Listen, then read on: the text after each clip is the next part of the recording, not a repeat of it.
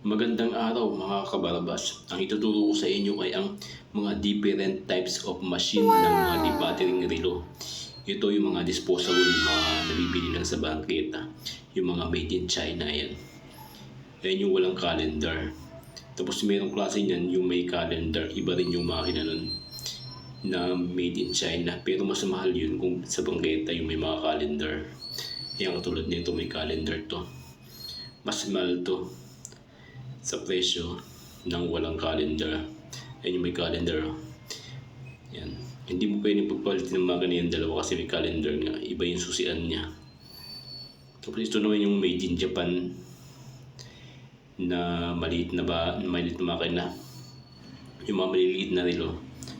Ayan. Ito yung made in Japan. Medyo magandang klase yung makina yan. Tapos ito naman yung kadalasang mga makina ng mga made in Japan na relo na medyo may presyo na rin. Ito yung mga makina ng Avon, mga ganun.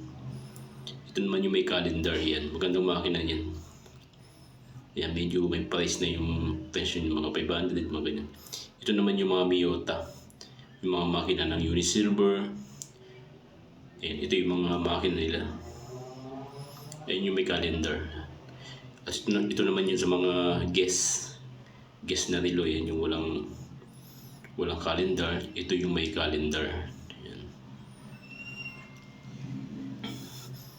Yung mga makina pala yan, kung magpapalit ng makina, dapat kaparehas lang ng makina para diretso salpak lang ng salpak. Kasi kung ibang makina, pwede naman yun, magkaibang makina.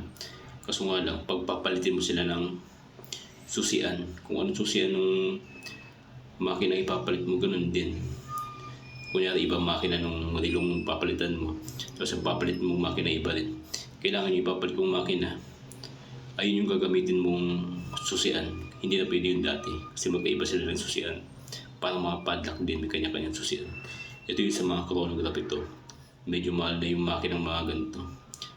Mga Japan. Mga chronograph, yung may mga tatlong maliliit na kamay. Ayan, mga pag-chronograph na yun. Mga gandang klaseng makina na yun. Japan made, yung may mga tatlong kamay na gumagana. Yan yung mga makina nila. Marami pa yan, batch 1 lang to. Kumbaga sa mga 100 piraso mga makina yung klase ng relo na di battery. Maghanap tayo ng mga ibang makina pa sa batch ito natin, ituturo ko sa inyo. Papakita ko sa inyo ang iba't ibang klase ng mga makina.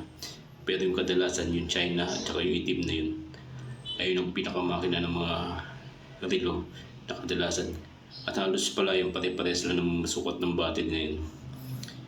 Pwede lang sa may malaki na yan, yung malaki yung relo na yan. Ibang battery na yun. Pero halos lahat pare-parehas.